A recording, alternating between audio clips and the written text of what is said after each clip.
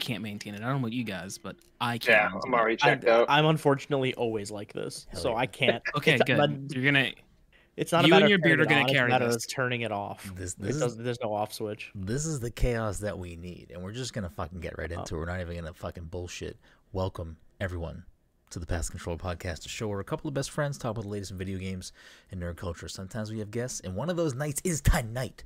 Whoa! You can't say best friend. I don't know about best friends. Okay, that's fair. That's fair. You know, acquaintances. Yeah, that's sometimes acquaintances. I don't have any best friends. It's strong. What? All right, Mike. Now you're gonna jump on the bandwagon. Come on. Fucking hate commitment. Oh, jump on the bandwagon. I think you could go back to any random episode, and I would have the same response. The same. It's true. Mike, name one birthday. You know, I was talking about birthdays fairly recently, and I was like, I can remember Dom's birthday because it's 8/8. It's very simple. I cannot remember your birthday. I just vaguely know it's at the end of February, but I've never actually. I don't even know my kids' birthdays. Listen, Mike, I get it. You hate me. I understand. You know. Todd, I know has a birthday as well, but as far as I'm concerned, I do have one. He had birth certificates, so like, yeah, 100%. Doesn't matter. I just love that. In response to Mike saying that he doesn't have any best friends, I questioned him on someone's birthday, like he was the one that was in question about friendship. But anyways, if you can't tell from the chaos that has already ensued, this is a special little guest episode. Joining us last minute, filling in. Wait, no, hold on. Okay, I don't like how I look on the stream. What do you need to do? What do you need? Yeah, I don't either. Can you fix it up a little bit, please? I fix whatever you need. I look so short. I gotta like. No, don't zoom in. I fixed my camera. I just like my head was like 3 inches shorter than everyone else's. It's part of that is because I'm Todd is a fucking like this in his camera. Todd looms over all of us. If you're listening to this if you're listening to this in your fucking car later, none of this makes any sense to you. But Todd, who doesn't have a big car listenership? You know, a lot of people who listen to while driving. You know, sound off in the comments, wherever those comments may be. I don't know where they are, but sound off in those comments. Let us know. You listen to us in the car, you're at the gym. If you're listening to us in the car right now, just dial in. We'll pick up the call live. I don't know. Just pull out your phone and start typing the comment while you're driving and let us know. Yes. Yeah. Say, hey Siri, call. No voice to text. Okay. Just look down at your phone and start texting. You can handle it. I trust you. Cars drive themselves now. Yeah, and their steering wheels fall off. Ooh, stinky. Anyways, got him. This is fucking chaos. We got a wonderful. I don't even know where I was in the intro, so we're just gonna say we got a wonderful episode for you tonight. Of course, I am your host, Brenden Groom, and joining me on this lovely Friday evening is the anime senpai himself, Mr. Michael Desir. Mike, how are you doing tonight? It's cold on the outside, but it's warm on the inside. Okay. Like a good chocolate chip cookie. Oh, yeah, the best chocolate chip cookies. From Good Night Fatties. Good Night Fatties, yeah. Jesse, how do you feel about cinnamon buns? Where do you fall on the cinnamon bun line? This is gonna determine whether Mike likes you or not, by the way. Okay, but here's my question: like, what kind of cinnamon buns are we talking? Are we talking like ones that you baked yourself, or like a Cinnabon? I'm talking about like. Because those are two very different things. I'm talking about like the ideal cinnamon bun situation. If that's a Cinnabon, if that's some other thing, like whatever it is. The ideal cinnamon bun for me is like the Pillsbury, like you crack it open in the morning, like bake 6 of those bad boys, pour the icing on them, get them while they're hot. And then you leave like 1 or 2 sitting out and like you come back later and it's a little cold, but like you're okay with it because you've already had 2 or 3 of them. Okay. And you're like, yeah, I'll just take another one. Cinnabon, my problem with them is that they're too big. They're like massive. Okay. And I feel like I can't enjoy the whole thing because like I get like halfway through it and I'm like, I'd never want to look at a cinnamon bun again. And then I don't want to eat it when I'm left over because I just feel gross.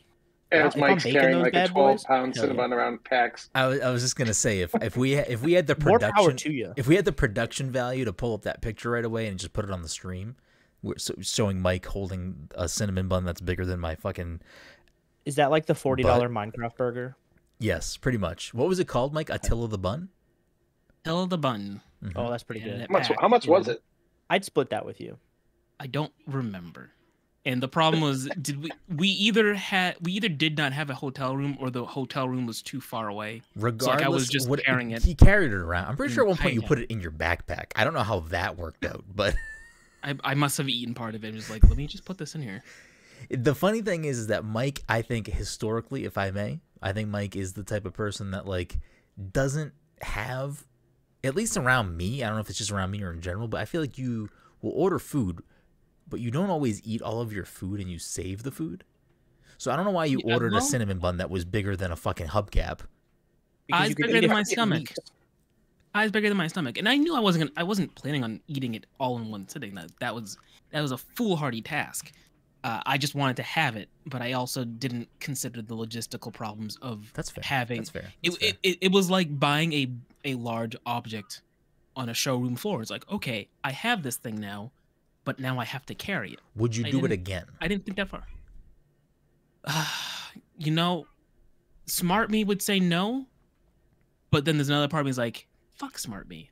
I'm gonna ruin this boy's life. And yeah, do it again. Do it again. Don't want to do it again. Just to make me look stupid in the future. Mike, if Attila the Bun makes an appearance again, we're making you do it. You're doing it. You're doing the. Listen, bun. if Attila the Bun is there again, and we're at the Westin, then I don't give a shit. I can just grab it, go upstairs, and drop it off. It's not a big deal. Oh no, you can't drop it off. You have to carry it around. It's like it's part of your Mike, person. you can put it in my hotel room. It's fine. No. You're gonna trust all strap it to my back. The bacteria that's fucking floating along on that fucking Cinnabon that whole time he was carrying. We'll bring a cooler and we'll put it in the cooler. And we'll wheel the cooler. Yeah, we'll have a special cinnamon bun cooler, Mike. So now I have to carry around a cooler? Is there a market for that? Is there a market for cinnamon bun specific coolers? There's a market for everything, I don't know. man. There's a market for everything. You say that, but then I asked for arms earlier, and you're like, I couldn't buy you longer arms. I do apologize. You couldn't buy me longer arms.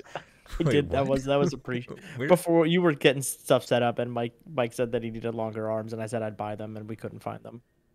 I was in here and I didn't hear that. You may have stepped away for a minute. I don't know. Okay. All right. That's fair. Also joining us tonight, of course, is the fucking.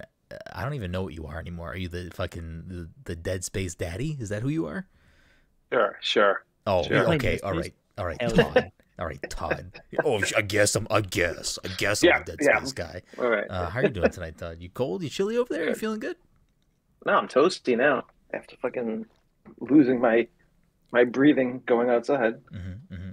Our apartment in though, sandals. Like, I will say this: our apartment, like, I only have the heat at 70 right now, and it is fucking boiling in here. Like, our place is pretty good. You run hot though, so I don't know if I trust what your actual temperature reader is. You're the guy that's. I'm surprised the AC I'd have isn't an AC on right now. Yeah. I would have it on right now if I could. You fucking sicko! You absolute fucking sicko! And then rounding us out tonight, completing Speaking the of cast, fucking sickos, the biggest sicko I know. They call him the New York City sicko. That's what they actually call him. They don't. He's the Prima Games Poppy. No, they don't. That guy's in the newspapers right now. Yeah. I don't want to be associated with that man. Right. He is the one true Comfy. Jesse. It's true. Vitelli. Jesse, how are you doing tonight? Going on? I'm doing great. I was so you hit me up and you were like, "Hey, can you come on this thing?" A spoiler, not spoiler, but like behind the scenes. A little inside. Like 5 minutes before we got online. I was laying in bed. I was under a blanket. Hell yeah! I was just chilling. I'm jealous. It was great. I was watching some Defunct Land. It's a great YouTube channel. Highly recommend it. Defunct Land. I only recently started watching Defunct Land. It's so good. What is it? Like, give me a rundown. A dude, Kevin Perjurer, basically it's like a video essay series on all of these like amusement parks and like rides that have shut down and like why they've shut down, and it goes into some other wild stuff. He's got like a 2-hour documentary on like the history of the Disney Fast Pass and like all. That's the one I watched. That's the one I watched. It was very fascinating. He does a really good job at like breaking down and like explaining and going out and getting like off the beaten path quotes from like local newspapers and stuff. And like I watched one recently on Disney wanted to make a park in Virginia and they were going to call it Disney's America. And all of the shit that went on because of that and the wild shit these execs were saying about, they're like, we're going to make people feel like they actually were running the Underground Railroad and like all this shit where I was like, what the fuck are you talking about? It's really, really, really good, well written and like researched essays. And the dude's got a silky smooth voice, put you right to bed. Okay. You watch that while you're going to sleep. right out. The name Defunctland, now that you've described the premise, does sound sort of familiar. I think I've maybe have seen something. I don't know if I've watched a video, but I feel like I may have seen something. So yeah, it goes Disney. They do the Nickelodeon Hotel. I'm watching the Bear County one right now. A bunch of like local amusement parks, just all over the map. Just really, really good stuff. Okay. Have to check it out. Bringing my kids to Disney, like we've been talking about that. We're not doing it for a while if we do it, but like it sounds like the worst experience ever because I hate waiting in lines. So like I don't think I'd ever Let me want to tell do you it. about Lightning Lane. Yeah. Just be fast pass. He came up with the idea when he went to go skiing and he was watching. Yeah. He was watching guys go on the ski lift and like, oh, the single riders are just in a separate line. When they learned about the single rider versus the group rider, and then they spiraled into putting fast pass on rides that didn't need fast pass because it would just put people in other parts of the park.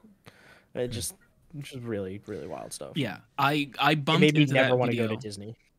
I bumped into that video. I think Kotaku had posted an article, and someone in the comments had posted that video, and that was like a week after I'd come back from Disney. And I watched that video. I was like, okay, this actually answers a lot of questions for me that I was just like, I spent my entire time thinking about while I was there, but I was too lazy to look up. Yeah. But then seeing it there, I was like, oh wow, this is fucking cool.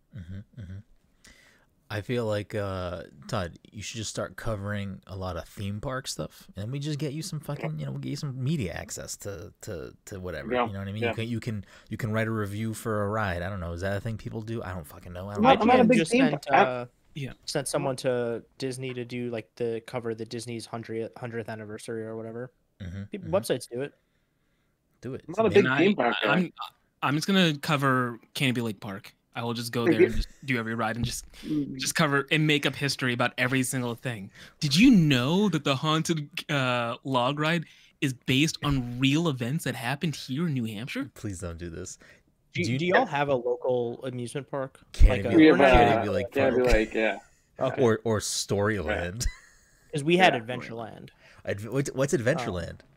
You ever see the movie with Sounds Jesse like Eisenberg? Storyland. Yes. Oh, it's Okay, that. It's written about like the person Is who it on wrote like the it. Like, is it on like the boardwalk or something, or is it like? No, it's it's just Coney on Long Island, Todd. Island. That's Coney Island. That's Coney right? Island. Get it fucking right, Todd. Adventureland is just like a shitty amusement park on Long Island that was in like Farmingdale or whatever. I don't even know if it's still open, but I used to go there as a kid, and it was just like discount Six Flags. It was like somewhere between like a street fair that has like all the rides that they'll just like bring in for like a weekend and then like take out, and like a Six Flags. It's like somewhere in the middle where it's like a more permanent thing. Yeah. But it's still kind of shitty.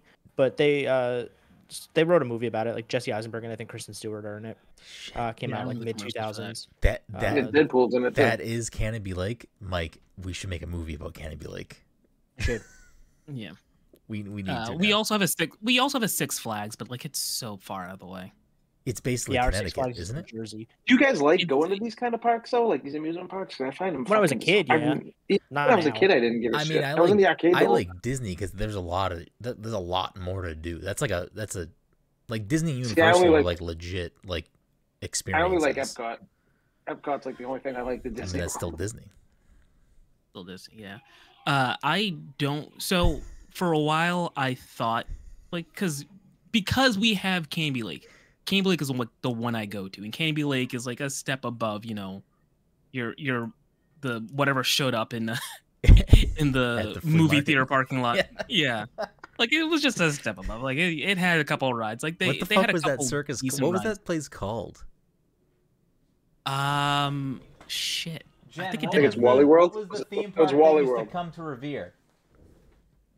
But anyway, like I thought I didn't Yeah, really where care the about flea those market things, and I was. still think I don't. But after going to Disney and like seeing what they managed to pull off, like it's just on a technical level super impressive. And I didn't have to worry about like a lot of things because Dom really took care of most of this stuff, and I was just tagging along, so I didn't have to think about anything. I was just like, okay, you guys are going this ride, I'll just come with you guys. But I can see if you were a person carrying around a family of 4, then it would be a lot more stressful. This is like the opposite of Legoland, Todd. You don't need to bring your family. You don't need a kid to get in. You can just go. Just go. Don't bring your family. They closed. They closed like my favorite part of wanting to go to Disney World. The fucking water park just closed, I think. The water park? What was it? You mean the one ride, Splash Mountain, that is racist? Oh, is that? No. Oh, so they. Oh, No, they have two water parks.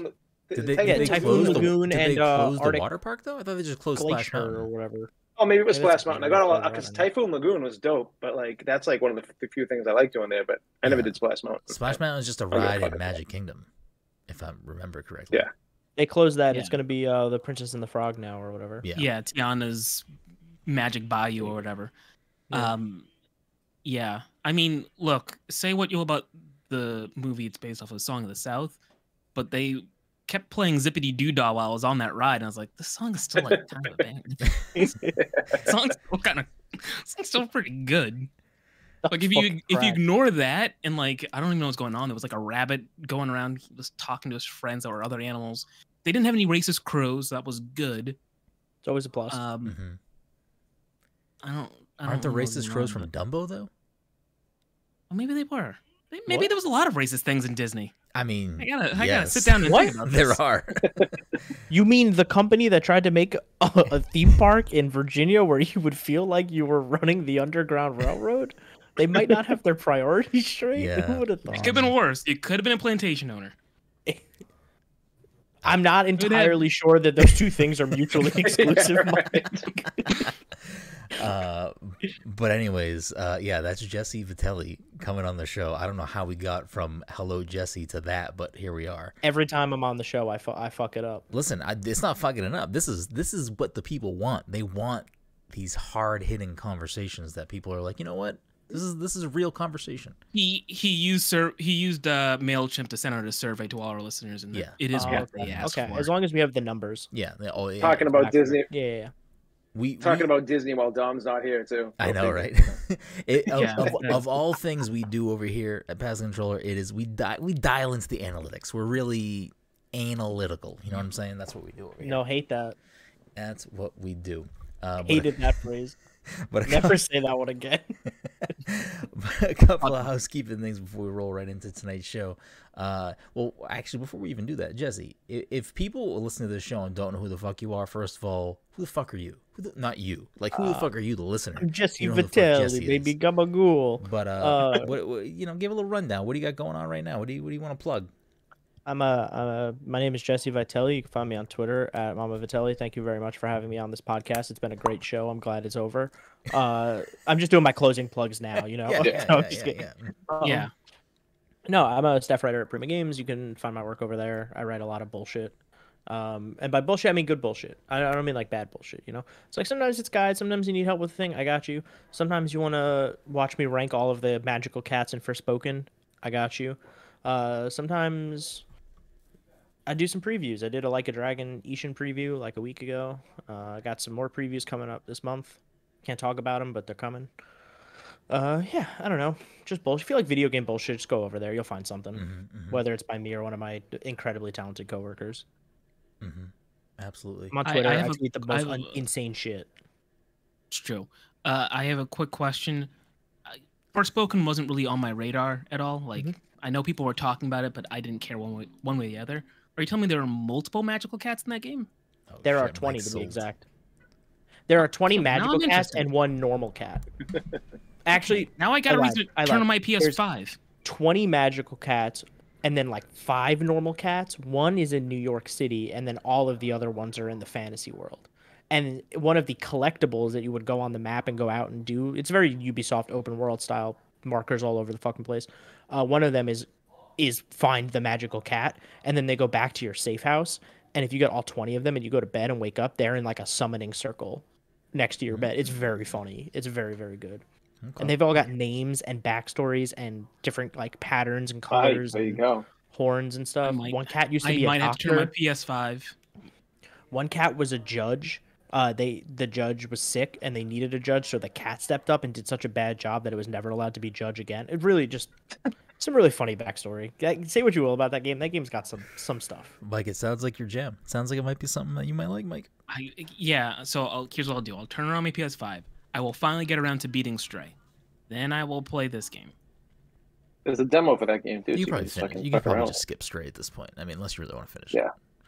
Yeah. I kind of I started the game, and I do need to get that cat back to his family. Okay, that's fair. That's fair. But legit, I reviewed that legit. game I and saw gave him it a get 9. separated. I'm like, Looking back, I Well, wish he I gets gave it a shot lower 3 score. times at the end. He's dead.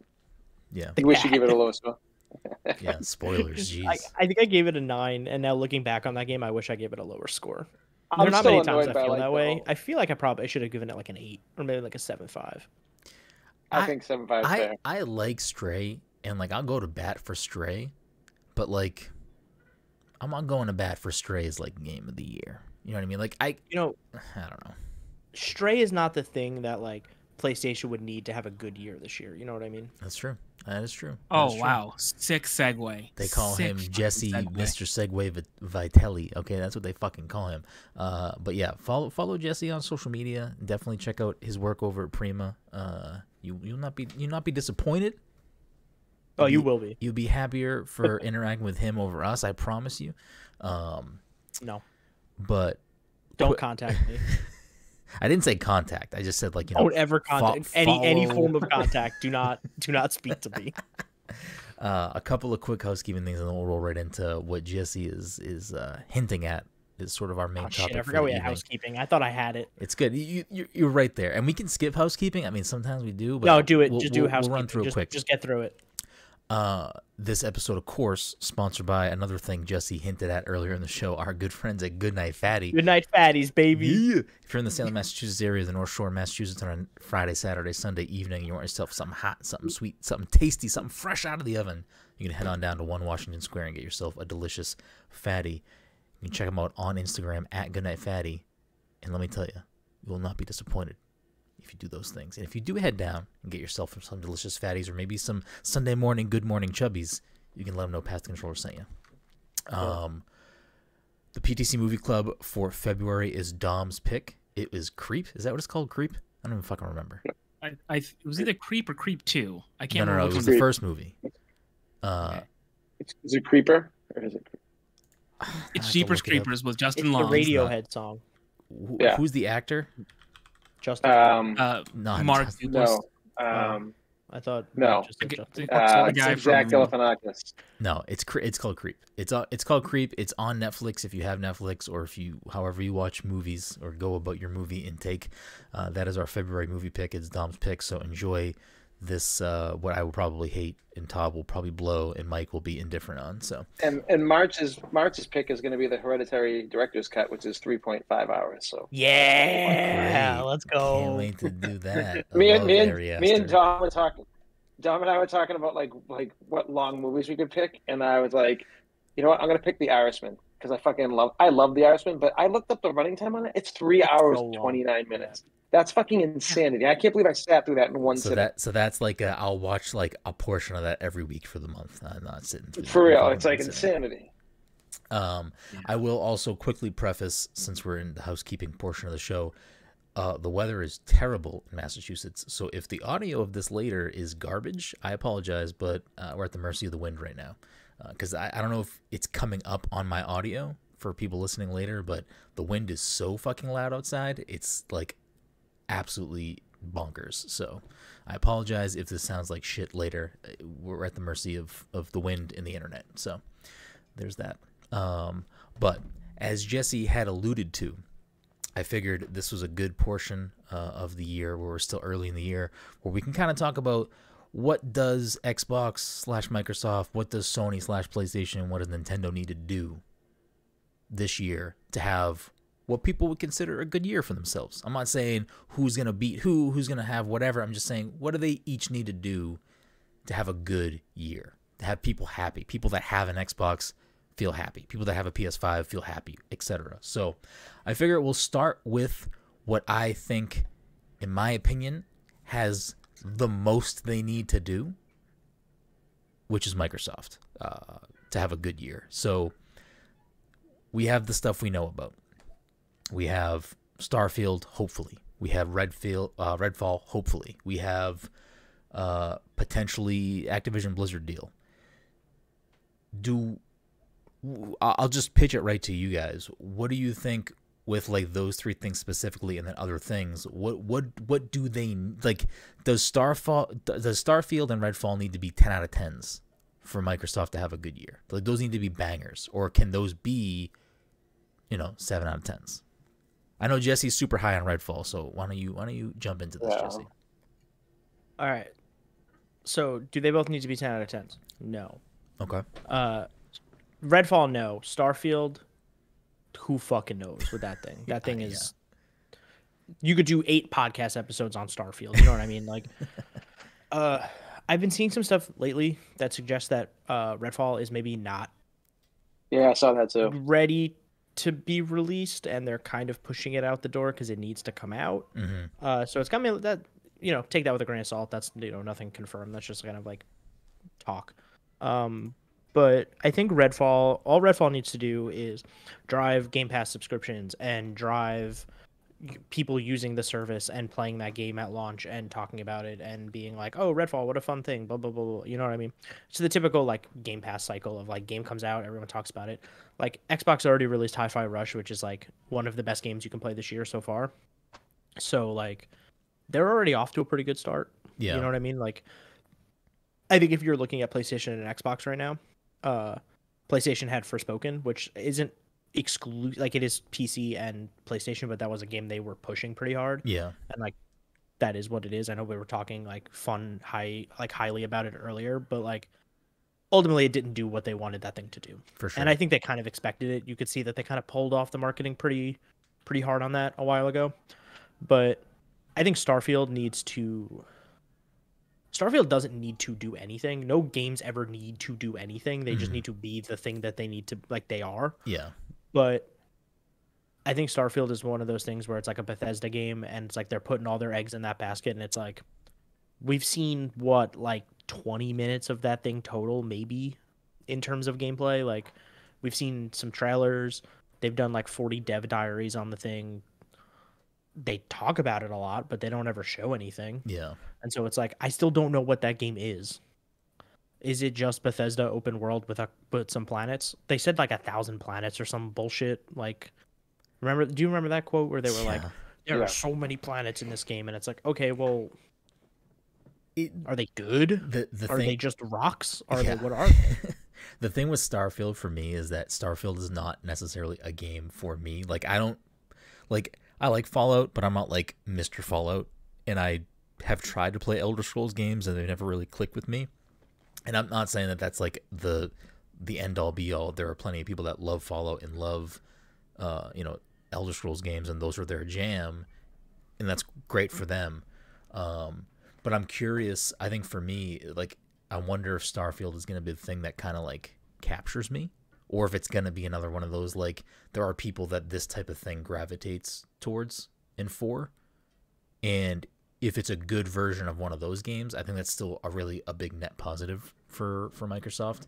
I just don't know with that game specifically if it will be that sort of break down the barrier of...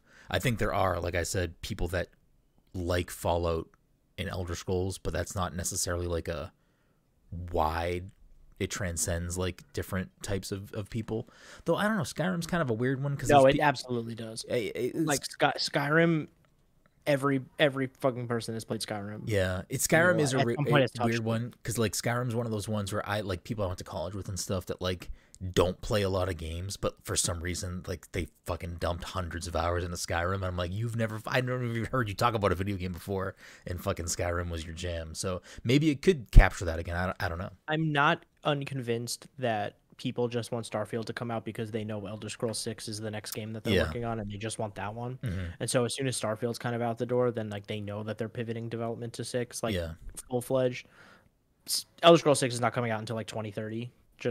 There's no way that game comes out anytime soon. What do you mean? We saw the title screen. We know. Oh, you're right. They showed us the title. We got a logo. Xbox has so many other things going on for them, and like I think it's also important to like bring this into context, right? Because like Microsoft just had like a bunch of layoffs, and like will continue to have layoffs throughout the rest of the year, and like a lot of the industry is having that problem, and so like Xbox is laying off a bunch of people in its games department, and so like that's going to affect shit, and so it comes down to like, what do they have, right? They have Hellblade 2, we know about. They have Forza Motorsport, which they said I think is like spring or fall. I don't actually know. They just said 2023 on that. Said 2023 on that. We know about Redfall, we know about Starfield. Hi-Fi Rush just came out, so we know what Tango's been up to, like smaller term projects. But Xbox also has the Pentiments of the world, right? Like hey, this team has been working on something smaller and like has this cool experience that they're gonna put out on Game Pass and like people can play it. And it's a full-fledged game. It's just smaller in scope and scale. And so I think if Xbox just kind of like sticks with the course that they're on right now, releases some of their heavy hitters, finally ditches Halo, just get rid of it, just axe Halo altogether. We're done with Halo, and by we I mean I'm done with Halo. I don't want no more Halo. I'm done with it. And just like I don't know, just focus on stuff like if the Act Blizz deal goes through, which like who knows, the FTC is really trying to make an example out of them. You'll add a bunch of stuff to their catalog, but like it's still not like Xbox. You know what I mean? Like people don't Yeah, it's not like associate free to those play two things stuff together. or like Yeah, and it's like, okay, cool. They'll have Diablo 4 in I think it's like early June, but like no one's associating that with Xbox. Yeah. And like it's going to take a long time. Like I still don't even associate Bethesda with Xbox all the time. Yeah. It's going to take a long time for that integration to happen. So. And I think you got it right there too. Is like, do I think that the Activision Blizzard deal like solidifying itself this year would be a net positive or negative or whatever for Microsoft's year? I don't know. I think that's more of a long-term thing because I think you're exactly right. Like people wouldn't even necessarily associate those things. I'm sure at least in the interim, some of these games are still going to come out on other platforms. And I mean, just on the Microsoft side of things, like most of these things are going to always hit PC. They have that market that's too. how they do it. Yeah. So I mean, they're Microsoft. They have Windows computers. Exactly. Like, they win either way. I think really the only thing that changes if the Activision Blizzard deal like solidifies itself this year is that you then probably get a soft guarantee that like when Diablo comes out, it's going to be a Game Pass day one game. Like you get the Game Pass element of that stuff sort of locked in probably if that deal goes through. But I don't really think it really puts a cap on the year or not for them. I think it's really, in my opinion, we have these things that we know about, and we have these things that we know are in the pipeline. Like you'd mentioned, you know, Starfield, Redfall, Forza Motorsport are all supposed to come out this year. We have things like Fable that we know are coming out someday. I'm sure there's a Gears 6 in the works that we don't know about yet. I think with the Did you hear what's going on with the Coalition?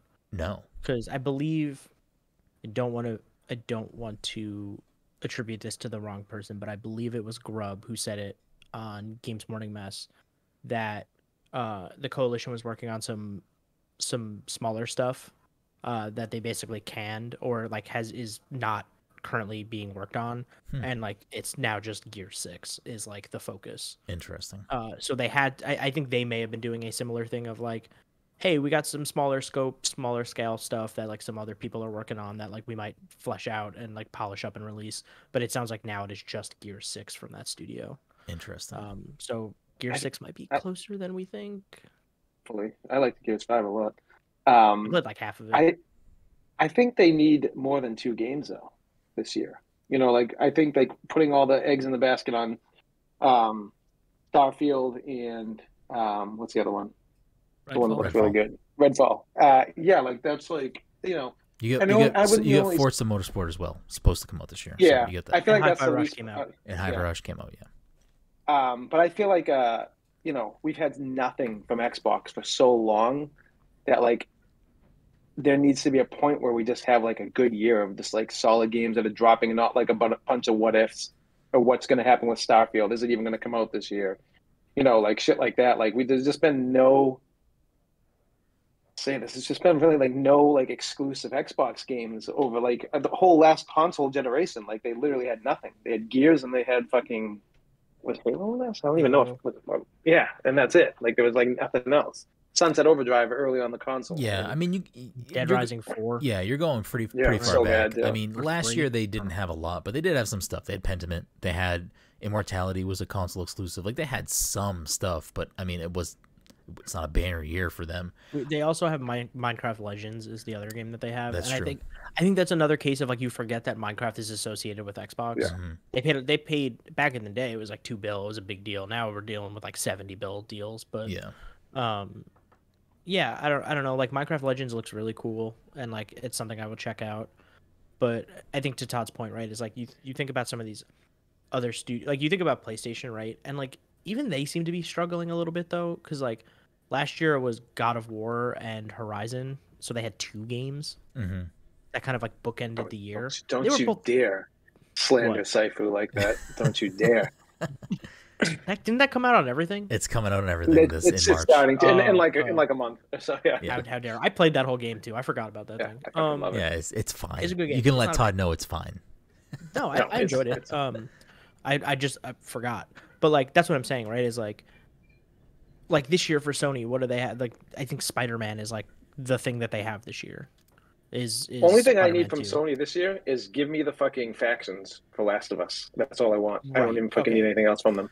We'll, So I That's think it. those are the 2 things you'll Yeah. get. You'll get Spider-Man and you'll get factions multiplayer. we'll get to Sony in just a minute, but to wrap up sort of the Microsoft thing, I think aside from the stuff we've all already talked about a little, I think the Avowed. main Avowed would be great. I picked it in our fantasy league, so that'll be great. Not this year, for sure. Not Yeah. this year. But something to think about. But even just in this in 2023 calendar year, I think what they like I said, we know about some of the stuff that's supposed to come out this year. We know about some of the stuff that's a little bit out there. You know, we know of the rumor stuff like Gear 6. I mean, we know of stuff like Perfect Dark that who knows where that's at. That seems to be having some trouble behind the scenes. But I think there's been discourse around the release of Hyper Rush of, oh, more games should do this shadow drop. And that's not what I'm saying. What I'm going to say here is that I think, especially because Microsoft has Game Pass as a tool to help games when it comes out on Game Pass, I think we just need to have they need to have something else this year, whether it's 1 or 2 things, and they don't have to be these big bombastic AAA, quadruple A titles, but some solid games that whether they get announced and come out, or it's like, hey, we are pretty confident in this release window, so we're cool with announcing it here, and it's going to come out, in 2 months or whatever. Like, they need some sort of gap that they are confident in of time where they can announce a game and it comes out. Because we just have so many of these things from them and everyone at this point that gets pushed back and delayed. Yeah, I feel like the Xbox does that too much. So even like Hellblade, like they were showing like some chunky stuff like about a year and a half ago, and we haven't seen shit since then. It's just kind of they like showed no it when idea. they revealed the Series X. They showed like a very lengthy Yeah. It's segment. like they showed like that whole trailer of like the big god climbing through the sand and everything. They kind of fell into this little trap of like they didn't have a lot of big, first party stuff or exclusive stuff for a while, and as soon as they had the ability to announce these things, they started to announce them, and they caught themselves in kind of the PlayStation problem from a few years ago, which is like, we're announcing these games way too fucking early. They're not ready, and we're putting them out so they're in people's brains, but they're just not ready. I mean, how long was the gap from Last of Us 2's announcement till it came out? I feel like that was a long time. Maybe I'm not remembering that correctly. 4 years. Yeah, so like 4 years is a long time. A little less, like 3.5. Because it was like December of 2016, and then it came out like June of 2020. Like, but that was that year years. that when they released Last of Us 2, that was like I think one of the best years for PlayStation ever because it's two of my favorite games. Where it went Last of Us, and then you got Ghosts of Tsushima, fucking like 2 months after that. I mean, And then Miles Morales. And Final Final Fantasy VII fucking Remake. I mean, the last year of the PS4 leading up to PS5, I mean, they did have a strong cadence. Yeah. Like they had like every other month, they had a pretty big marquee title.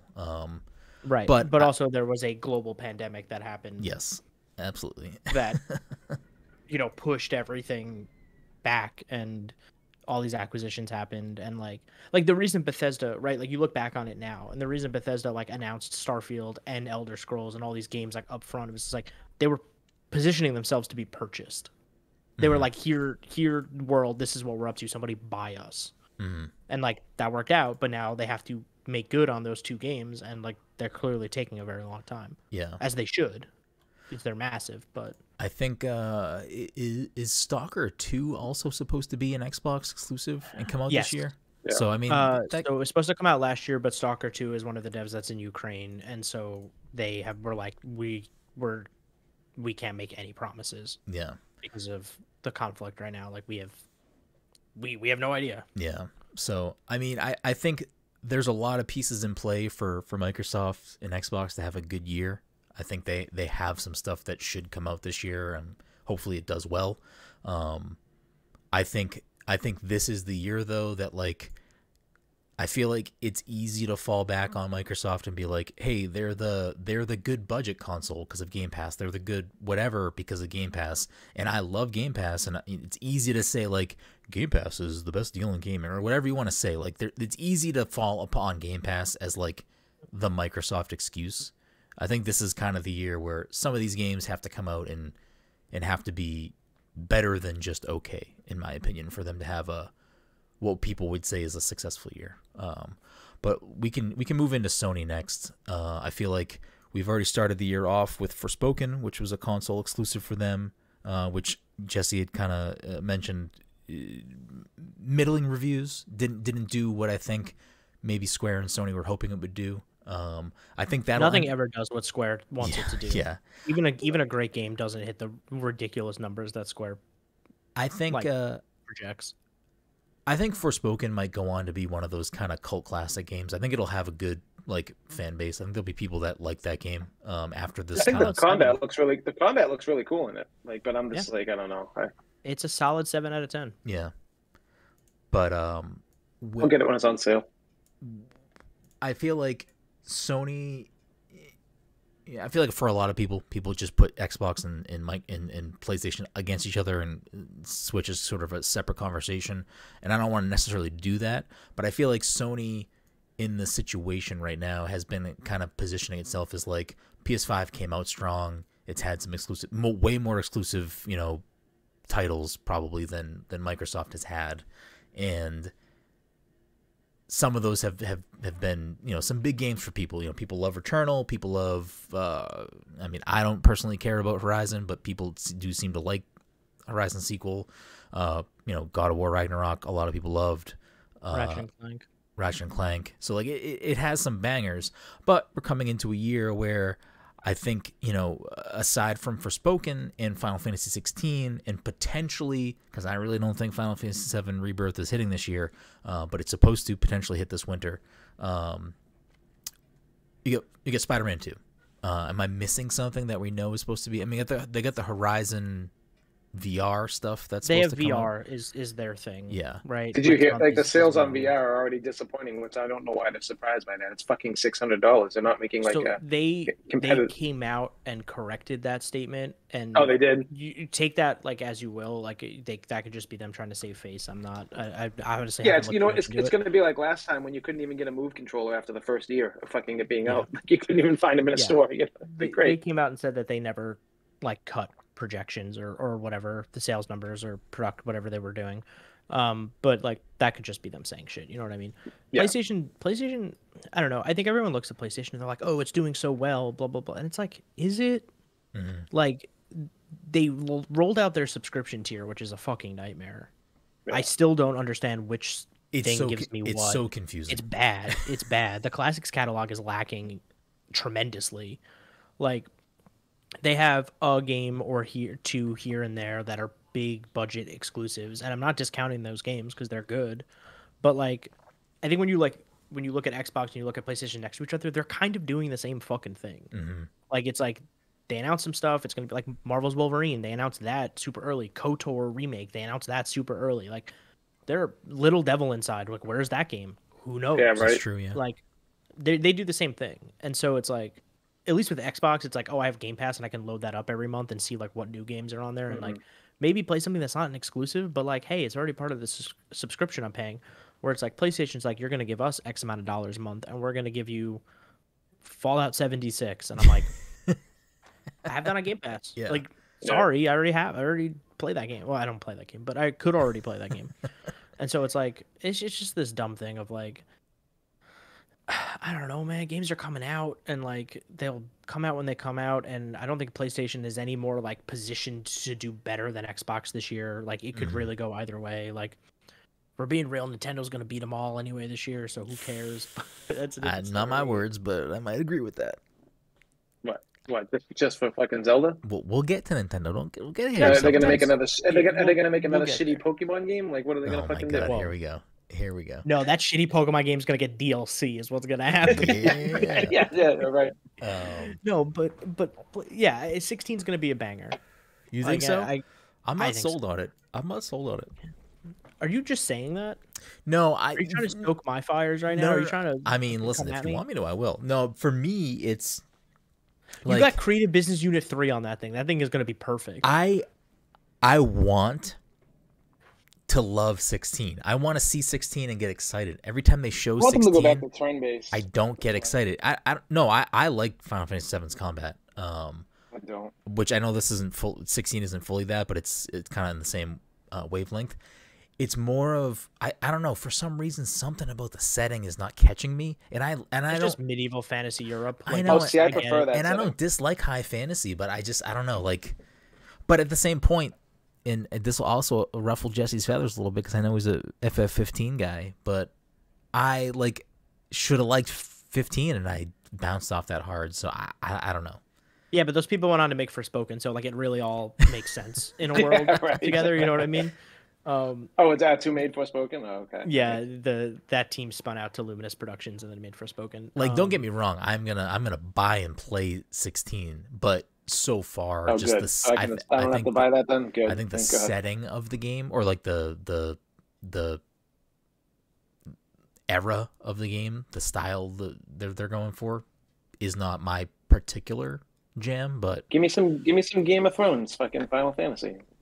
Yeah, the only thing I'll that take it. 16's got against it is that weird quote that came out that was like, "Oh, these people are white."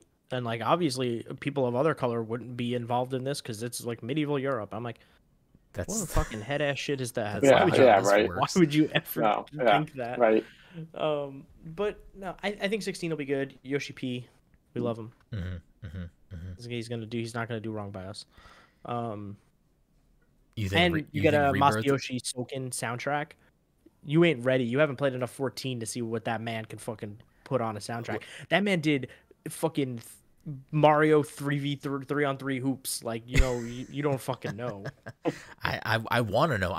I want 16 to be the thing that like catches me off guard, and I'm like, oh fuck, this is my jam. Like, I'm hoping that's what happens. Like, I'm hoping that's what that game is for me.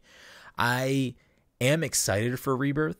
I just don't personally think that game is actually going to come out this year. I would. They said winter for a reason. Yeah, exactly. I would be happy if it did come out this year. But I'm also, it's the same thing that I kind of alluded to with Microsoft stuff, and even with Nintendo, which we'll get to, is just like we live in an age where I don't want to necessarily it's the golden age of gaming, but there are too many games to play. There will never be not too many games to play at this point. So like, I don't need you to announce something too early.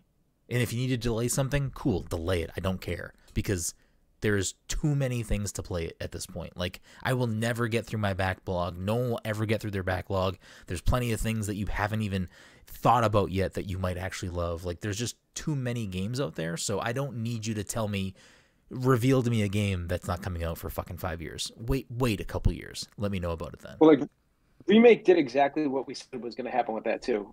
They spent fucking the entire game on a 2-hour section of fucking Final Fantasy VII, and then they're not going to release a new game for like 3 or 4 years. And we're just going to be like, cool. You know, it's like, great. I haven't played Well, I never got Intergrade. into it. Did you play Intergrade, Jesse? Nope. I am just assuming that it's either going to be not like, not that it's not important, like not necessary for you to enjoy Rebirth, or it's just going to be included in Rebirth is my guess. Like, it has to be one of the two. I can't imagine that would be required, like, story. You're talking about the people that make Kingdom Hearts games. Yeah, like, that's true too. It's going to be required because it's going to have some random ass fucking reference, and you're gonna be like, I don't understand what that is, and you'll be, someone's gonna yell at you, be like, it's the Yuffie DLC, you fucking idiot. All Kingdom Hearts fans are Italian. You fucking idiot. You fucking guy. I got Norded, gabagool. And I want to be I don't know. My take on Spider-Man 2 is if that game comes out this year, great. It's going to sell well. It's going to do well. It's Spider-Man. But I'm also in the camp of like, I have Spider-Man and Miles, and I haven't finished Spider-Man and haven't played Miles. So like, You should do that. I should at some point. I will at some Yeah, point. Those are breezy games. They are. You got to pull the tape because, like, when I beat the first Spider-Man and the way it ends, I'm like, oh, we're getting co-op gameplay in Spider-Man 2. There's no way we're not. So I'm like, I'm still holding on to the fact that we're going to get co-op, like, Miles and fucking Spider-Man gameplay, too. The one thing I do hope that Sony does this year, and I think this could potentially be a big deal for them, is because PlayStation, I feel like, usually doesn't have a lot of exclusive multiplayer experiences. And I feel like if The Last of Us multiplayer does come out this year, Let and It Die good, Deathiverse would beg to differ. What game? Let It Die Deathiverse. I don't even know what the fuck that is. I don't either. Exactly, that was my point. Oh. It was a multiplayer game in the Let It The Die Last of universe Us that actually just game. shut down to go dark for 2 or 3 months so that they could bring it back. Is it good? Is this a banger? No. It's like, no. You The Last don't of Us like multiplayer Destruction game is my... All Stars? Oh, God, God, that was Destruction so bad. All-Stars. Oh, man, no, it's not good. That Last of Us multiplayer game is, like, my most anticipated game probably out of any game right now. That's I'd like how, to because see like something of it. You know what I mean? I don't even need to see anything because like I played the multiplayer for the first one like a shit ton, It's great. and I feel like it's like one of the most slept on multiplayers out there. Like I'm like, afraid I they're feel going to like overcomplicate it. Well, I heard that they're gonna make it like Tarkov. Like they're gonna have like factions, but they're gonna also do like a Tarkov like DMZ kind of mode, and I think that would work perfect for like the style of gunplay if like they carry over Last of Us 2 gunplay and everything because that shit was great. The one thing I'm curious to see what they do with it is that simply from a gameplay standpoint, because like Last of Us 2's gameplay is like very technically special, and I struggle to see how some of that functions with other people being able to do the same thing in real time with you. Like Last of Us 2's gameplay at many points seems very cinematic, and I feel like that's based around the way the game is designed, where I don't know how that same sort of game design functions when other people could be doing the same thing in a match with you. Like, it just, if they could pull that off, I think it'll be like something fucking remarkable. I just don't know if they can pull that. Like, I don't know how that functions with other people being able to do the same, action as you are. Mike, what is PlayStation got to do this year to get you excited to boot that shit up? Like, what's gonna make you turn on your DualSense? Cats, baby, cats. I think BT told us. I don't know. I honestly don't know. I have the console for really no other reason than to have it. And then if something catches my eye, you know what? Hey, I've got the option to play it. Okay. Yeah, you know what? You can do an hour of fucking what's it called? Overwatch on Xbox and jump over to PlayStation, do an hour of fucking your game mode that you like, and there you go. Total right. mayhem hopping. Total mayhem. Right. Yeah, that's It should be in the arcade right now. Rest in peace, Overwatch. That brings us to our final of the big three, which is, of course, Nintendo. The Oculus Quest 2. Yes, the Oculus Quest 2. Which Neo Geo Pocket. Which I'll go out and say, because Mike brought up Oculus, and we touched on VR for a second. I like that Sony isn't abandoning VR. I think they are going forward with VR in the wrong direction. Their price point's just you don't want a $600 VR headset on top of an already $500 console. I don't want a $600 headset. Wired. Yeah, It's I don't wired. want a $600 headset that is wired. That is the straw. Like the Quest, obviously, Quest 2 is underpowered compared to its contemporaries because it is a non-wired platform. But I think the concessions that you have to make for being fully wireless to being plugged into something, it's the same thing with the Switch. Like, I am personally okay with certain things running not super well on the Switch because it has the ability for me to lay in fucking bed and play it.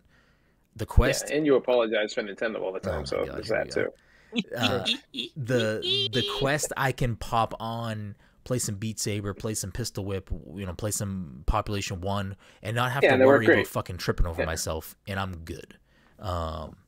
Anyways, Nintendo has Zelda, and we all know that's gonna be a banger, even if it's not as good as Breath of the Wild. You know, it's fucking Zelda. Like, it's gonna be a good enough game. Well, hold Okay, on. okay. We Hit me can't with just say it's gonna be Zelda and be good, because there are a lot of bad Zelda games. I wouldn't say a lot of bad Zelda games. There's a lot of bad Zelda. All right, games. let's do this, because I know Jesse doesn't like Zelda. Aside from whether or not it is a good tier, bad tier Zelda game, it's a major Zelda game. That is a super hyped up Zelda game. Oh, to be clear, Tears of the Kingdom is like Breath of the Wild is a good Zelda game, so arguably the best Zelda game. So like Tears of the Kingdom, I don't think they can capture lightning in a bottle twice, because because the thing with Breath of the Wild was like you didn't They'd have know to what you were drastically expecting. change things, and like Yeah, like the reason that Breath of the Wild is so beloved, right, is like it was that sense of discovery that like, oh, they're doing this with the Zelda game, and like the way that the physics interact with each other, and like how everything in that game plays by the same rule set. So it's like, okay, well, if metal conducts electricity, then every time you introduce metal into an electrical system, it should conduct electricity, and it does. Or it's like fire burns things, and cooking burns things and cooks them. So if I light an apple on fire, it should cook the apple, and it does. And so you're able to like play with that sandbox in a really interesting way, where like we're expecting that with Tears of the Kingdom. Like Tears of the Kingdom has to build upon that and then also subvert our expectations. And so it's like, okay, how do you do that again? Yeah. And that's where I think that game might fall short. I think you're right. That's still a good game. And I think I think what we're on the verge of, and I don't know, I feel like I haven't seen people make this comparison, and maybe they have, and I just haven't seen it. But I feel like we're on the verge of an Ocarina of Time Majora's Mask situation, where it's like, I think Tears of the Kingdom is going to do some things a little bit differently, and it's going to not vibe with some people. It's going to be a real miss for certain people. But I think it's going to have a lot of good, interesting things, mechanics there that people will enjoy. And I say that because Majora's Mask, though for some people it's their favorite Zelda game, it's a beloved Zelda game, for a lot of people, they fucking don't like that game. I don't know if Tears of the Kingdom is going to necessarily... I mean, we haven't played it. We have no fucking idea. I don't expect Tears of the Kingdom to get that same type of, like, stark contrast of, like, there are people that love Breath of the Wild and they just can't stand Tears of the Kingdom. I think it's more of going to be, like, the people that love Breath of the Wild and just don't vibe with Tears of the Kingdom in the same way, for whatever reason. But that aside, like, we have a giant fucking megaton game coming up this year in Tears of the Kingdom for the Switch. I don't think that's enough for them to ride the whole year on that, and they're clearly not doing that. I mean, we got Fire Emblem Engage in January, which I haven't played enough of to give like a fully, based opinion on that game. What I've played so far, I'm enjoying. But I think Nintendo has the most consistent release schedule. They as usually of release late, one game since the Switch's launch, for the most part, barring some bizarre circumstances. Like, it's pretty much one game a month. Yeah. Like, Fire Emblem Engage. Next month is Octopath 2. Or this month is Octopath 2. March is that weird Bayonetta Origins game. They also get a Kirby remaster in February as well. Or Kirby remaster. I don't know if they have something lined up for April yet. They may have, and I don't have it in my brain. I feel like they do. And then they have in May they have Tears of the Kingdom. So they're already like you think it's coming out in May? At this point, like, I feel like they would have delayed it. Yeah. If they don't delay it by the end of this month, I think that game is hitting May. I don't think there's a way they delay it. Like, because you have to start getting that marketing going. You have to start getting like, physical shit in stores and all that. You have to start doing all of that. I feel like we'll probably get a direct. I mean, I feel like that's kind of the common thing right now. We'll probably get a direct this month, at the bare minimum in March. And I feel like if they were gonna delay Zelda and they haven't yet, it'll be delayed in that direct. So I don't think it's getting delayed at this point. I mean, it's been delayed a few times, And I think I believe this is the longest we've gone between mainline Zelda games. you might be right, yeah. Because Twilight Princess did get delayed, but I don't think it was as big of a gap between Twilight and But like Skyward. we're on 6 years now. I don't think we've ever gone 6 years without a mainline new Zelda game. My guess, the biggest thing for the delays with Tears has been they're just trying to optimize that thing to run as best it can on the Switch at this point. So who knows? The other thing, I feel like go ahead. I was gonna say, like, I feel like if they bring dungeons back, you're gonna have like way more people be like, I fucking love this game. That's probably like all it needs for some people to love that game, you know, I because mean, that's what a lot of people didn't like about this. You could get that sort of reverse Ocarina of Majora thing where it's like there are things that people didn't like about Breath of the Wild, lack of dungeons, the weapon degradation. I'm not saying those things are gonna be reversed in Tears, but if dungeons come back, that might be a big thing for a lot of people. That might make them be like, "Oh shit, this is my jam." I like weapon degradation I do. personally. I don't care I do about it. too. Yeah, I didn't mind. I it. enjoy it. Yeah, same. I do think though it is kind of fucked up that when the blood moon comes up, all the enemies come back, but my weapons don't come back. I think my weapons should come back too when that happens. I'm on board with that. If I have any weapons that are broken or like almost broken, they should get their health back when the blood moon shows up. I'm on board That's with just that. Nintendo. If you're listening, just like toss that in for me. Cool. Do it Thanks. up. Put it, that's Jesse mode. That's Jesse mode. That's New York mode. Put it on New York mode. Yeah. Just put it on my list. Put it on my tab. The last time that we saw Pikmin 4 as well also had a 2023 on it, so they potentially have Pikmin 4 coming this year. Yeah. Which Why not let that be their holiday game? I could see that being their holiday game. Who knows where Metroid stands at this point? I don't think We got to be getting a mainline Mario. I feel like that's going to drop. We're going to get like a fall mainline Mario. I mean, the rumor was the 2D Mario, right? There's a new 2D Mario coming out. Yeah, that was in my predictions last 2 episodes ago, which is like I feel like we're ready for a Mario game, whatever that may be. Whether it's just don't be Odyssey sequel, please don't be Odyssey. I think at what this is point, wrong with you? Todd's a weirdo. What? Todd's a weirdo. I don't like Odyssey. Craziness. Fucking savage. I think 3D World's the best Mario game ever. I mean, made. I think 3D World's fantastic too. I love 3D World. I wouldn't be surprised if the next Mario game is in the style of Bowser's Fury, where it's like that sort of I'd be cool with that. open world. It's like 3D World, but with a movable camera. It's not a fixed isometric view or whatever. So, yeah, I mean, I listen. If Nintendo's year is Fire Emblem Engage, Bayonetta, Octopath, Kirby, Tears of the Kingdom, Pikmin 4, I don't think that's a terrible year. I think that's a pretty solid year. I mean, Zelda for me is like that's what I care about. It's my favorite fucking. You also have like they'll continue to put out Mario Kart 8 courses. They still have booster course DLC for that. They probably have a Pokemon DLC in the works. It hasn't been announced yet, but we're in a very similar situation to Sword and Shield, where it was like the season pass got announced like way later, and it was like 2 pretty sizable expansions. Say what you will about Armor of Vile, but Crown Tundra was good. And so I could very easily see some Pokemon DLC alongside. They're still doing the Terra raids, you know, like every month or whatever. You can go in and get a shiny Pokemon, not shiny Pokemon, like special Pokemon or whatever. Like they're still updating some of their more like evergreen games. And so I think like if you have like pretty good DLC support on top of the list you just added, and there'll be more stuff. Like they still have those like 2 front mission remakes that need to come out. Advance Wars is theoretically sitting in a drawer somewhere. I'm sure that'll show up at some point this year. They've got stuff. I think of the 3 big ones we talked about today, I think they have the most stuff. Yeah, definitely. After talking about it, definitely, yeah. Yeah, I think next to the rest of them, like just is like velocity of things coming out that we know about. I think you're right. They definitely have the most. I'm looking at real quick. So like, if you look at mainline Pokemon games, I don't think we're going to get a new mainline game. That makes no sense. We just got Scarlet and Violet last year. I don't know if we would get a new Legends game if they plan on continuing that as a spin-off. Not this year. Hopefully not. But I wouldn't be surprised if in addition to Scarlet Violet DLC, we got another spin-off. I don't know if that would be Mystery Dungeon.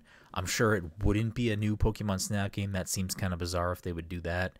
But I could see Mystery Dungeon. I would be fingers crossed hopeful if they did something like Pokemon Pinball or something, but I could see some sort of other like Pokemon spin-off game, whether it's like something as big as a Mystery Dungeon or something a little bit smaller that's maybe download only, like or just something Cafe good, or something stuff. Shut the fuck up, Todd. Anything good. Is Sea of Stars Switch exclusive? No, that I believe will be launched everywhere. Okay.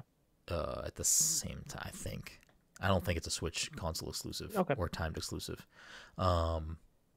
We may also get Advance Wars Reboot. I don't know if that'll actually pop this year, but that game's just sitting there. The rumor is February 10th. So the only thing that kind of surprises me about that is that if we really do get a direct next week, and that's a quote unquote shadow drop, is there another situation where there's been a shadow drop for a game that also has a physical release? Because that's the thing that would kind of be like, we would probably get it leaked by now if it got shipped to stores. Because Advance Wars is getting a physical copy. No, I know. So I'm curious. Not on the top of my head, but I also wouldn't be surprised if that is true, that like early next week you started hearing of stores getting copies of Advance Wars. That would be nice, and that would definitely pretty much I would imagine pretty much confirm that a Nintendo Direct is coming next week if that happens. It would also be really cool because they would end the war in Ukraine. Nintendo would do it by simply releasing Advance Wars. Nintendo, do it. End the war, you fucking bastards. I think the other thing that would tip the scales for any of these three would be whoever decided to kind of double down on indie support. Like, if any of these three are getting some premier indie games to be day one exclusives, console exclusives, Game Pass exclusives, whatever it may be, I think that's, if Hollow Knight really drops this year, it's probably not going to be a console exclusive, but I'm pretty sure it's a Game Pass day one game. It is Game Pass day one. That's pretty fucking amazing. But yeah, it is not exclusive. One thing I did want to go back to PlayStation just like real quick. Lightfall, Destiny 2's expansion is technically theirs. They do own Bungie. Is it something that I forget about all the time? Are they gonna like gate stuff, make it PlayStation like Sony exclusive for? They always. I knew they were doing it for a while. I don't know if they still did it. I don't keep up with Destiny as much as I feel like everyone's hating on Destiny recently. Everyone's always hating on Destiny. I want to get back into Destiny so bad. I'm so scared. I do too. So scared. I have no time for that. It's impossible though. We can't. It's like there always seems to be some sort of like exclusive weapon or PvP map or some like strike or something that's just like PlayStation, and then like a year later and it comes out to everybody. But like regardless of if there's exclusivity or not, it is just like another thing that PlayStation technically has coming out this year, because they do own the studio. So I think that's kind of where we're headed, is like, yeah, maybe they don't have big blockbuster first party games all the time, but all these companies own so many studios that shit is just kind of like slowly, like quietly always coming out, and these companies are just making money off of it. It's like the opposite of Death by a Thousand Cuts. It's like they're just constantly making money and doing shit with like smaller projects of just studios that they own. And like we just only look at, okay, but when's the big game? When's Uncharted 5? When's The Last of Us 3? And it's like, they don't need to make those. They're making like millions of dollars over here fucking with this random ass live service game. Mm-hmm. Rest in peace, Knockout City. So many live service games closing down this week. Let me just say that when Knockout City came out, I'm like, everyone's going to be done with that in a month, and everyone was fucking done with it in a month. That's how every one of these games go. Yeah, right? Rumbleverse. Fucking Knockout City. I played Rumbleverse. Yeah, neither did I. But yeah, it's just how it is. Echo VR, which I think I might have played once. Wait, did that close down? It's gonna shut down later this year. Oh, really? I thought that was Babylon's like a popular Fall. game. Oh, Babylon's Fall ends, I think, this month. I think it ends of February. Like first week of Wait, March. something else is shutting. Oh, did you see Back 4 Blood's already like? Oh, So it's only that's- been a year, and they're like, that's- "We're done." To be fair with that one though, that is less of a like we're shutting the game down and more of a like we're moving on to another project. Like Yeah, I was disappointed with we're Back 4 gonna Blood. develop something else. Back 4 Blood did nothing, and I'm a big Left 4 Dead guy. Back 4 Blood did nothing for me. I don't know why. I played that campaign. I enjoyed it. I had no reason to go back to that game. I was like, I Yeah, finished it was it. one of the like I'm I always good. wanted to go back to fucking Left 4 Dead. I never wanted to go Yeah. back to Back 4 Blood. I didn't even finish Back 4 Blood. I was just like, I think the end of that game is good. I think like the last couple levels. I mean, I think that game is good, capital G, like across the board. Yeah. I think those last couple levels are like a pretty good final. Like, hey, I'm done with this game. I know there's expansions coming out for it and whatever else. I don't care. I'm good. I killed some, whatever they call them in that game, ridden or something. I don't know. yeah. Yeah, Everyone's got they a always name gotta for have zombie. they always have a special fucking noun for they're infected. I mean, who's a whatsies? Let's make a game and call the Wankers. infected who's a whatsies. So I think that pretty much kind of brings us to the end of the conversation about these things. I think Yay. personally for me, I mean, fucking Zelda is gonna carry my year. If that game's You know what? not good, I just I'm gonna be wish- so sad. I just wish at this point with Nintendo that like I had an upgraded console, because like my Switch is in pretty rough shape, but I don't feel like there's something that warrants me to buy it as long as that Switch is still working. And then like I just wish there was like a Pro. I know like this is like everyone. I wish there was a Pro, but like I know we're not getting it. But I like, get would what just you're prefer to saying. have it at this point. The one thing I'll say about this is that at least for Nintendo first party games, for some reason, they are fucking wizards when it comes to maximizing what their historically underpowered stuff can do. Like, they are very good about making things work on that platform for decades now on every platform that third party companies can never duplicate. Like third party games, there's a reason why from pretty much like, I mean, you can make the argument N64 on, but like GameCube on, most of the time either third party games are special versions coming to Nintendo platforms or just not coming to Nintendo platforms because you have to do so much different shit to make that shit run the same way than it's running on Xbox and PlayStation. So You know what Nintendo could do to get me to say that they had the That best Genesis does? 2023? Exactly. They made a Switch Lite. They doubled down. They're like, we're going to make a handheld only Switch. Can you make me a TV only Switch? A docked only Switch? It's a little more powerful. It's got no handheld. I don't need the handheld. I just want it plugged into my TV. do you not I don't play your use my Switch? Switch handheld. Really? Never. Interesting. I've almost never played it. unless I've I'm only played on my traveling. TV like once or twice. I think I've never Unless I'm played it. traveling and I don't want to bring my dock, I only play it plugged in. It sits on my Interesting. desk right in front of me, and it's plugged into my monitor, and that's I'm it. probably You know like what Nintendo needs to do? 60 You know what? handheld, 40 plugged in. But they catered to the handheld crowd by making the Yeah. Switch Lite. Yeah. So why don't they cater to me, Jesse Vitelli, staff writer of Prima Games, New York enthusiast, and make one that I just doesn't leave the dock, and it's more powerful. They could put a better chip or whatever in there, but I lose the handheld capability because I don't really give a shit about the handheld capability. You know what they need to do for me is I don't even need them to fucking do a new Switch. Just still support fucking one of the biggest selling games they ever had in Animal Crossing. Like, just fucking add something once a year, for fuck's sake. Like, it's Yeah, wild to that's- me that they just don't I even. can't believe they it's did so fucking. It's so weird to me. Like, and that game was amazing. They don't really and like. It's just the fact that they could draw me back in. Like, they sold so many fucking copies of that game, or make a new one. I don't fucking care. I'll start all over again. Give me another one if you're gonna fucking not support it. Like, Listen, but like, it's They fucking dropped wild. the best DLC for that thing, and then they were like, "We're done." We're done. Yeah, that's it. Yeah, I was like- great. I And think that brought me back. That brought me back for a couple months. That DLC. I was like, fuck yeah, let's go. if they walked it back and decided that part of this year's rollout plan was going to be like their release calendar was going to be a substantial update to that game, I think that would do extremely well for them. And Hell yeah, it would. I think that would would be a fucking I sleeper don't get hit it. that I would fucking I lose don't. my mind Yeah, over. I don't. Yeah, right. I don't I get it. want a Like, reason to go back to my island. I was so just gonna say, I fucking want bad. an excuse. I want an excuse to, because I try to go back to it, and I'm like, hey, it's all I have so much, and like I've done so much. It's like, just give me a fucking reason. Give me something. Mike, what Oh would be, man, what I would be miss the like waiting biggest for thing, Mike? fireworks and shit.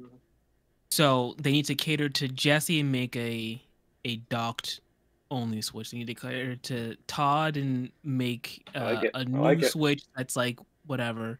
I forget what you said for yourself. They need to Uh, cater to me. Yeah, go ahead. What I did don't you know. say? Because you said Todd- you were like 60-40 split. I'm in a terms of how 60-40 you split use on I love my Switch handheld.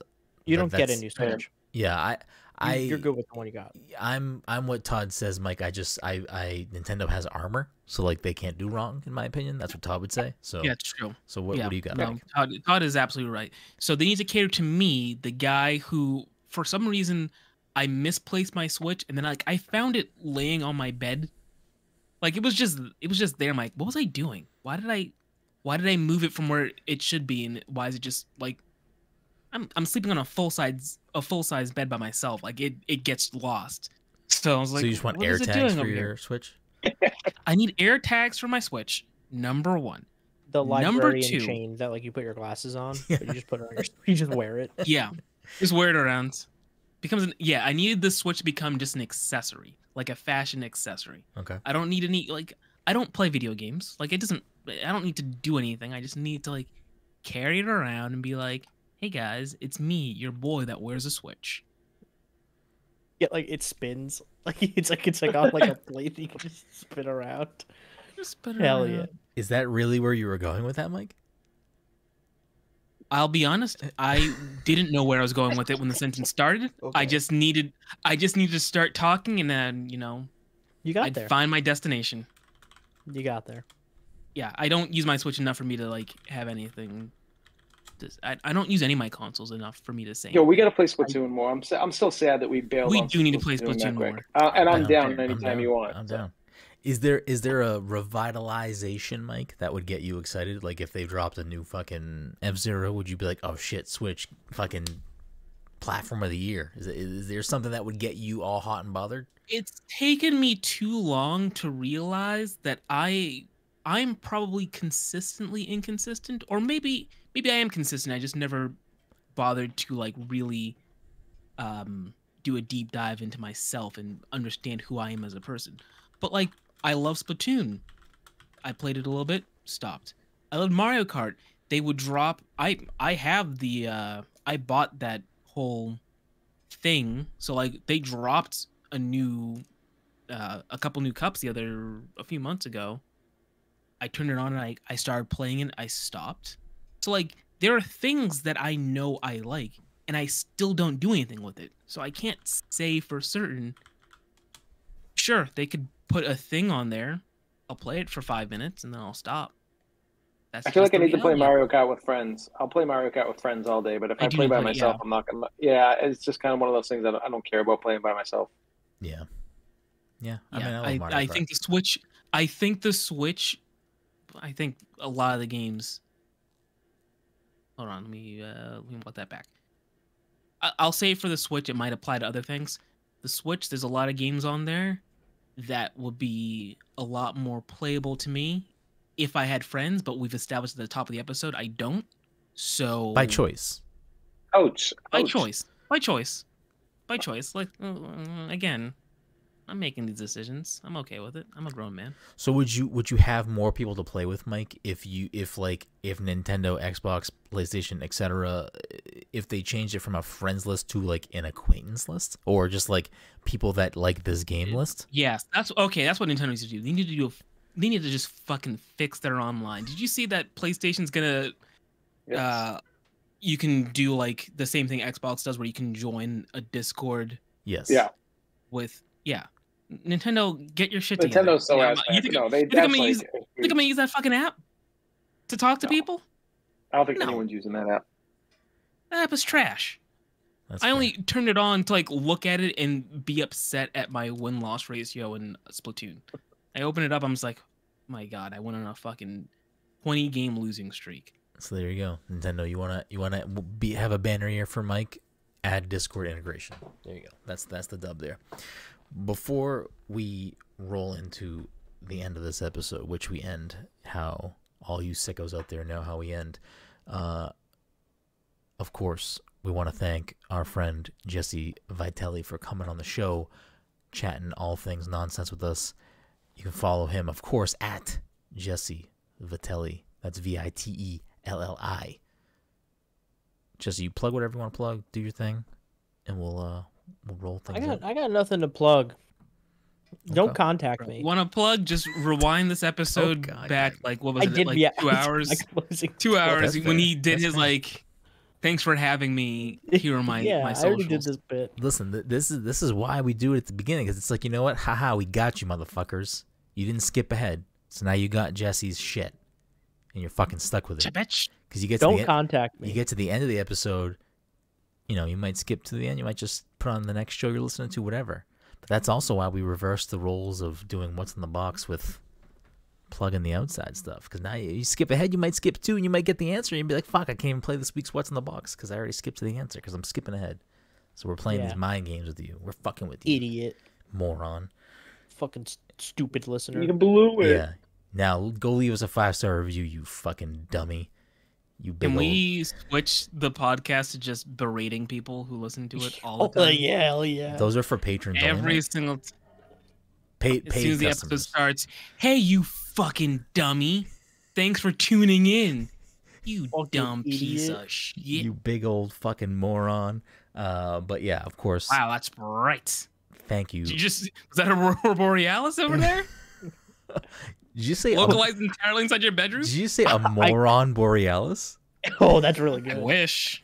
I wish. No, I accidentally just leaked an embargo and I fixed it. Don't worry. I almost just had the game. I almost just had my PlayStation yell at me. Did the Sun release a video game? Is that what happened? No, my PlayStation controller was about to fall off my desk because the wire got caught, and when I went to grab it, it booted up embargoed video game, and then it was about to like play a cutscene, and you were about to hear it through my mic. So it was like hitting buttons. Wait, what's the game? You got to tell me now. I'll tell you later. I'm not telling you now. I'm not telling you live. I mean, I can't tell anybody. Nobody will know. Yeah, no one will know. You'll find out in embargo day, Todd. All right.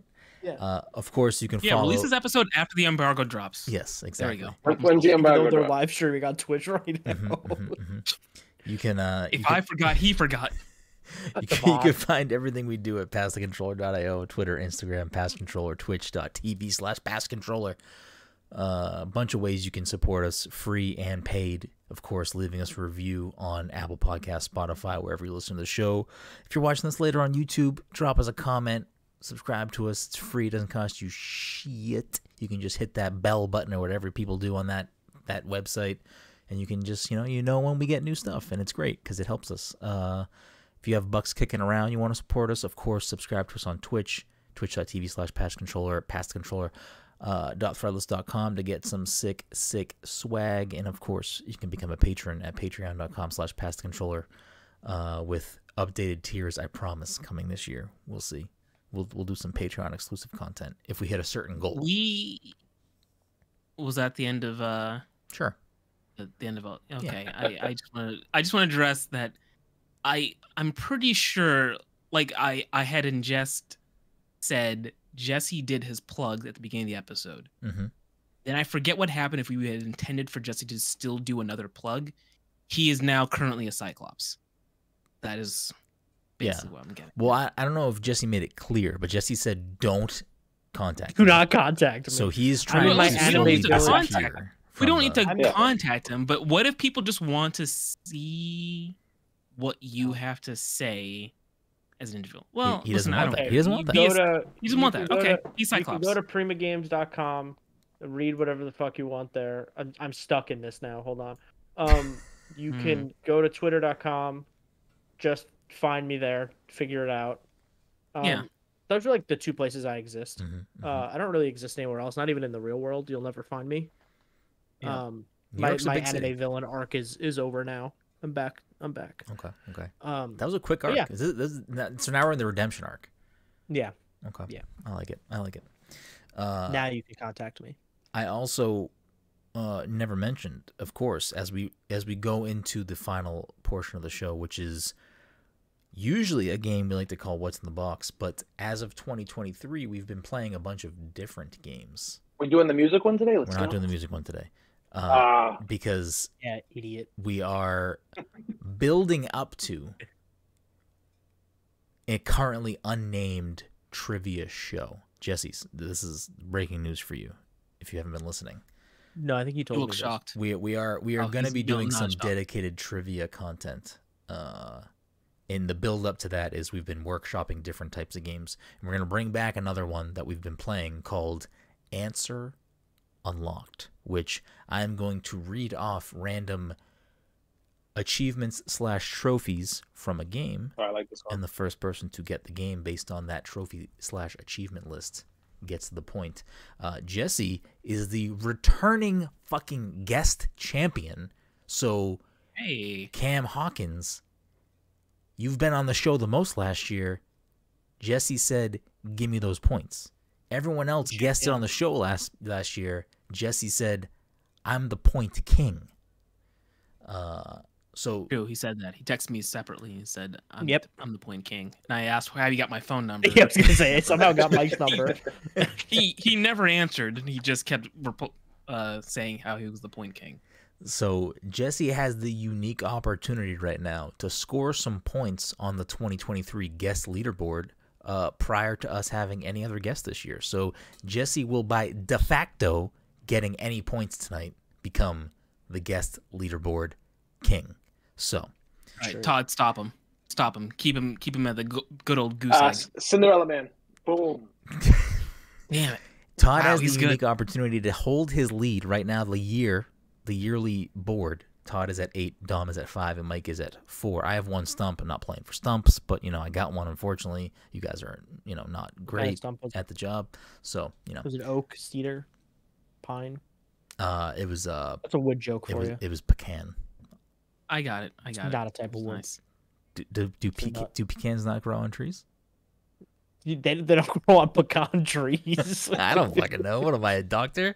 So This guy playing for stumps, but not pecan tree stumps. That's for sure. The weather not working in Dom's favor, stopping him from potentially climbing up to first place this week because Todd has a chance to hang on to his lead with the second place person not here.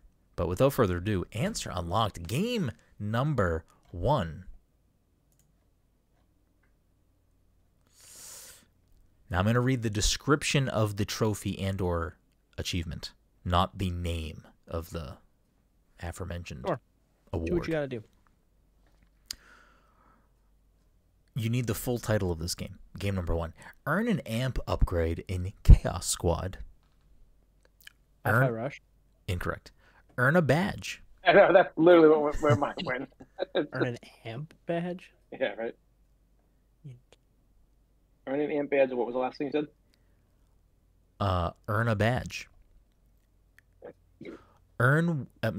Equip one piece of clothing from each faction at the same time. Fallout 4. Nope, I'm out of ideas. Incorrect. I forget what the It is Fallout 4. I mean, that is a game name. It is not Fallout 4. Yeah. Watch the credits it is? all the way through. Survive Horror Night. Dying Light. Incorrect. Survive one night at your fort. Is this Fortnite? Incorrect. Become a reality man. TV star. Oh, slow down. Hold on. My head's spinning because I feel like some of these sound familiar, and I'm like, I can't Survive the glider crash and look for another way out of blank city. You killed a balloon. This is Batman Arkham City. Incorrect. Is it Sunset Overdrive? It is indeed Sunset Overdrive. Overdrive. There we go. Oh, Good shit. Wow. Cam is in the Twitch chat because Cam said I'll show you points. Did he get it right away? No, he guessed Destroy All Humans. Answer. Wait, unlocked. do I only get one guess? No, I just you keep- can rifle him. You can rifle him. You can't just be like. Did you hear us? We were boom. just Yeah, right. we were just I was talking out nonsense. Game number 2, answer unlocked.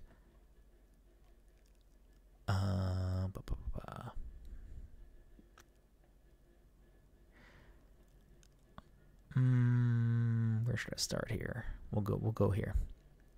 Complete early warnings.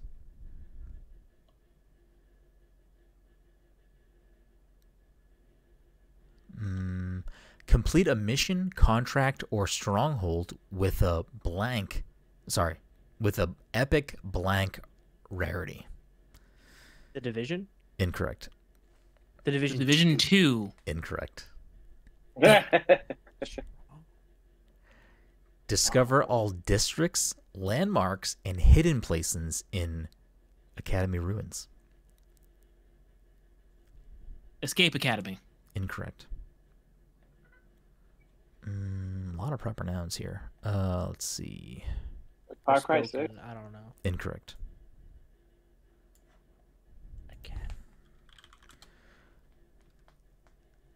Damn it. I was gonna say Spider-Man, but Academy Ruins really threw me for a loop here. Yeah, definitely. Now, yeah. Complete all Bastion collectible challenges. Oh, Overwatch, Bastion. Duh.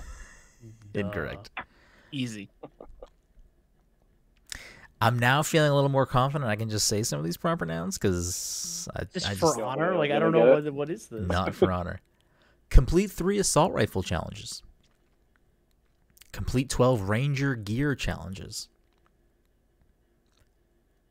Fuck, I should know this. Ghost Recon Wildlands? Incorrect. Ghost Recon Breakpoint? Incorrect. Ghost Recon Warfighters. Incorrect. Oh, now you're thinking. Complete tasks. These are all real games? Yes. Complete It's some tasks to. Oh, whoops! I clicked on the wrong thing. Complete tasks to aid the freelancer cause. That's a big one. How many points? Cyberpunk 2077? Incorrect. Oof, I would have been so mad if you got Aren't them. they freelancers in that game? Edge Runners. Oh, Edge Runners. Yeah. What game uses freelancers as a term? Oh, it's Nightcrawler, the video game. I know this is. Oh, it's Anthem. It is indeed Anthem. Yeah, I was like, I know what game uses freelancers as a term. It's a game I've played. Is Jesse, that what's Academy Ruins and Anthem? It's one of the levels. A lot of these were like, Cam is so mad that he didn't get Anthem. All right, that gives Jesse the first point on the guest leaderboard for the year. And that brings us to game number 3, answer unlocked. Steal the relic. This is some Call of Duty Zombies bullshit.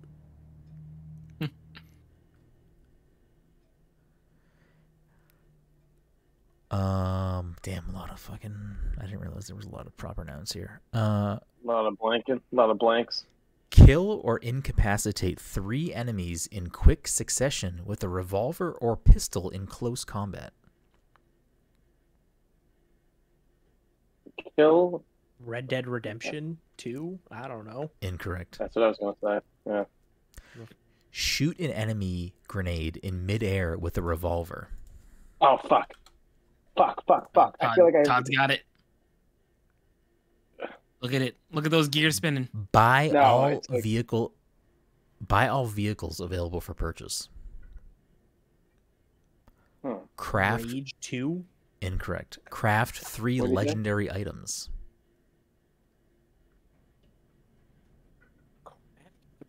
Like, that could be so many games. Mm-hmm.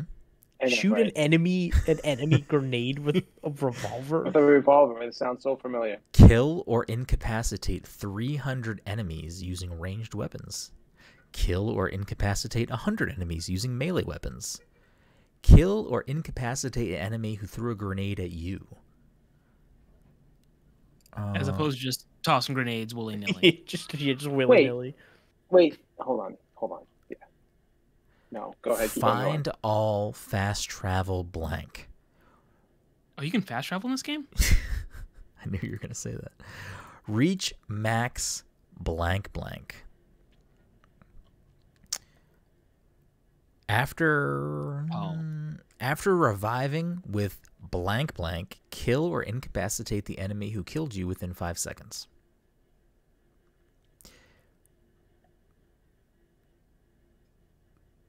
The grenade one's gonna drive me nuts. Perform the